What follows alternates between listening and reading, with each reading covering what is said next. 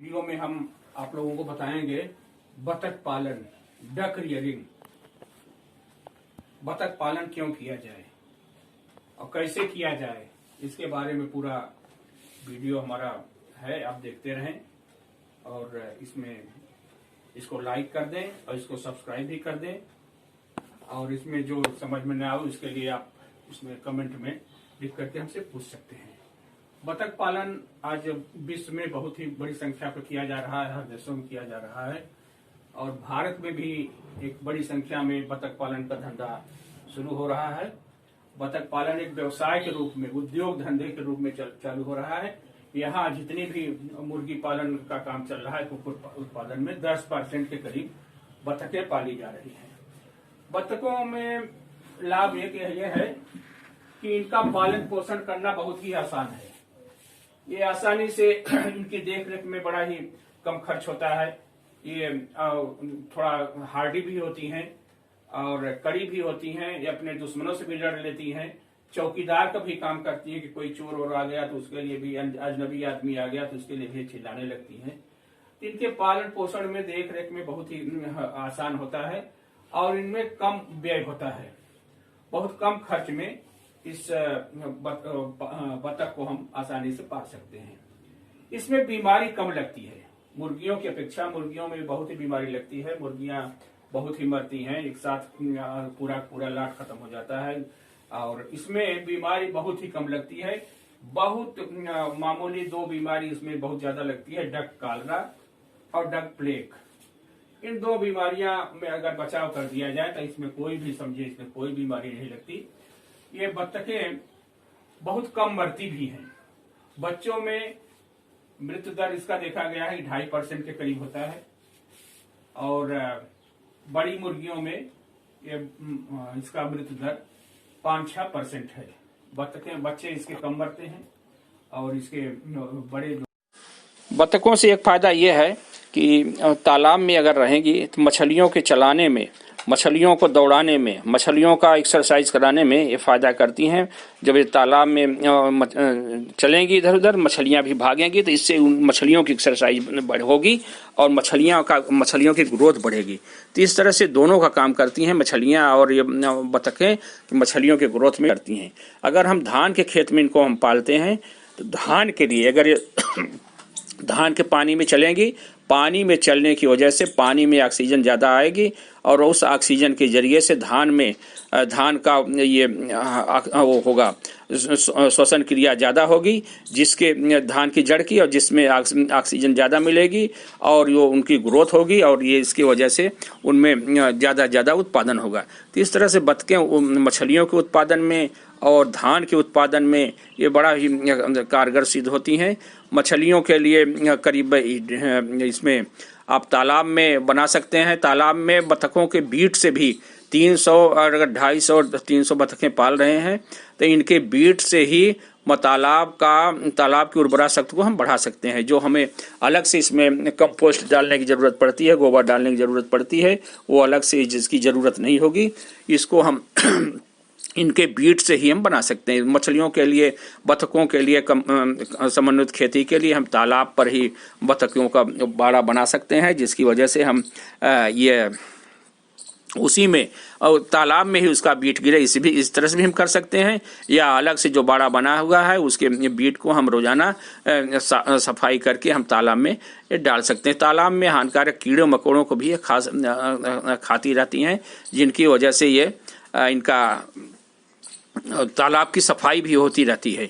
और इनसे एक फ़ायदा ये भी है, बहुत से देशों में इनके सीने पर जो पर होते हैं, बारीक बारीक जो पर होते हैं मुलायम, उनके परों से ये बनाया जाता है तकिया में भर करके उसके मुलायम, जैसे हम लोग रुई भर करके काटन या सेमल भर करके तकिया बनाते हैं, इसी तरह से हम बतखों के रोओं से भी तकिया बना सकते हैं। इनके परों से पंखे बनाए जा सकते हैं।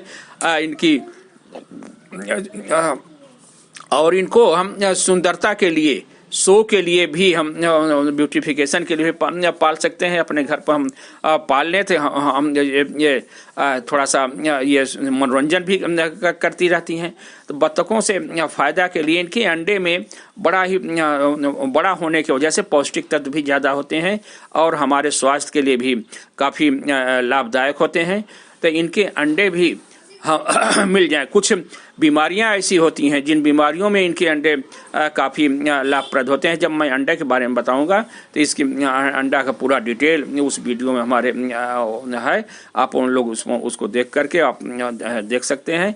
और इनके तमाम इसके फ़ायदे हैं, बहुत से फ़ायदे हैं कम आमदनी में। इसमें तो एक ये है कि हमारा फालतू वक्त जो हम खेती बाड़ी से हमारा समय बचता है वो समय हम इस मुर्गियों में हम लगा सकते हैं। इसमें बच्चे भी काम कर सकते हैं, औरतें भी काम कर सकती हैं, मर्द भी काम कर सकते हैं। तो इस तरह से हमारे पूरे परिवार के सदस्यों को काम मिल सकता है।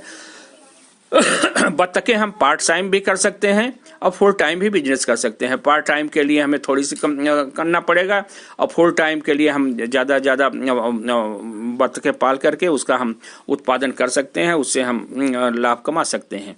तो इस तरह से हमारे बत्तख पालन में बहुत ही फ़ायदे हैं। मुर्गियों से ज़्यादा फ़ायदे हैं, मुर्गियाँ ज़्यादा मरती हैं और बत्तखें कम मरती हैं। तो फ़ायदा दोनों में है, जो भी आप करना चाहें वो फ़ायदा है। लेकिन बत्तखों में आसानी है कि ये आसानी होती है। इनमें अंडे एक ही समय में दे देती हैं, 9 बजे तक की दे देती हैं और ग्रोथ भी इनकी बढ़िया होती है। मार्केट भी अच्छी हो गई है, जो आसानी से आप बेच सकते हैं और इससे आप लाभ कमा सकते हैं।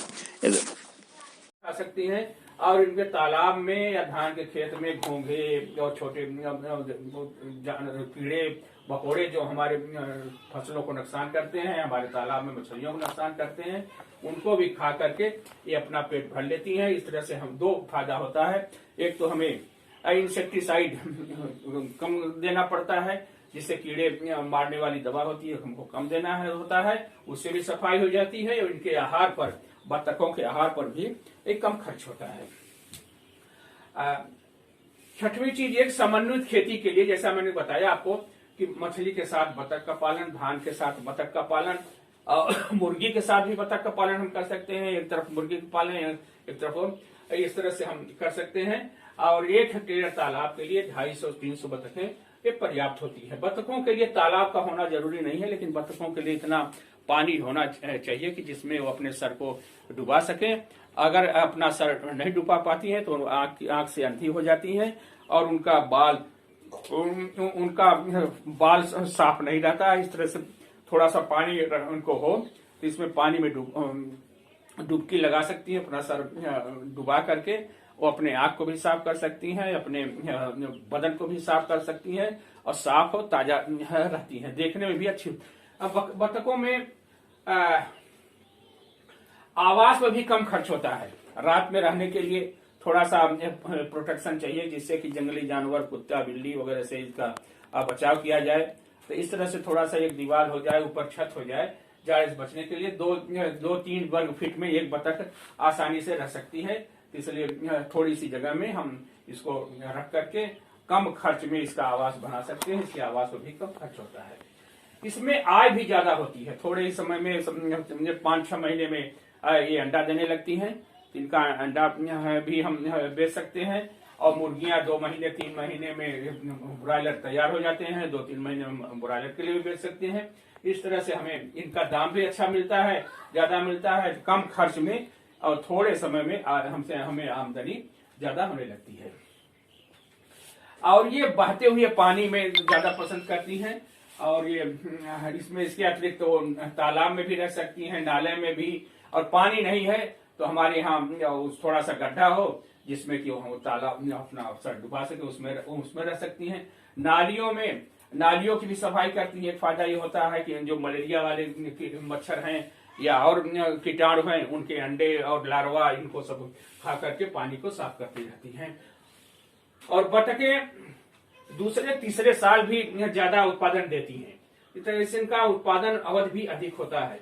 जैसे मुर्गियां 1 साल के बाद उत्पादन इनका कम हो जाता है लेकिन बत्तखों में ये नहीं है। बत्तखें दूसरे साल भी, तीसरे साल भी वैसे ही उत्पादन देती रहती हैं। तो इस तरह से एक बार हम खर्च कर देने पर, एक बार बच्चे पाल देने पर, इनसे हम 2-3 साल तक की हम ये फायदा ले सकते हैं। तो इस तरह से बत्तख पालन में भी हमें बहुत फायदा है। इनका अगर हम पालन करना चाहें तो अपने थोड़ी सी जगह पर 2 तरीके से इनका भी है। जैसे हम मुर्गियों के लिए बताए थे हमारे एक वीडियो में, आप लोग देखेंगे तो उसमें बैकयार्ड पोल्ट्री के बारे में बताया गया है। तो इसी तरह से बैकयार्ड डकरी के बारे में भी हम कर सकते हैं कि घर के पिछवाड़े भी हम थोड़ी जगह पर भी हम 10 से 50 बत्तखें रख करके, अंडे वाली चाहे मांस वाली, इनको भी हम पाल करके अच्छा से अच्छा हम उत्पादन कम खर्च में, बिना खर्च में, बल्कि बिना खर्च में हम उत्पादन अतिरिक्त आय ले सकते हैं और अपनी कमाई में अपने आर्थिक स्थिति को सुधार सकते हैं और अपने प्रधानमंत्री के सपना को साकार कर सकते हैं कि अपनी आमदनी का जो उनका सपना है कि दुगना हो जाए तो किसानों की आमदनी, तो हम अपनी आमदनी को भी बढ़ा सकते हैं। तो इस तरह से किसान भाई हम लोगों ने देखा मेरे दोस्तों, बतख पालन में भी इतने बहुत से लाभ है। अब कैसे अब इसको किया जाए, कौन कौन सी बतखें पाली जाए, अगले वीडियो में बताऊंगा आप लोगों को कि कौन कौन सी बतखें किस काम के लिए पाली जाए, उनको कैसे खर्च किया जाए, क्या बीमारी लगती है, क्या उनको किस तरह से उनका मकान बनाया जाए। इसके बारे में आप लोगों को जो भी शंका हो, जो उसका हम इसमें कमेंट में लिख करके भेजें तो मैं उसका समाधान करूंगा। अगर हमारा ये वीडियो देखते रहें तो आपके जितनी भी समस्याएं हैं उनका समाधान आपको होता रहेगा। धन्यवाद।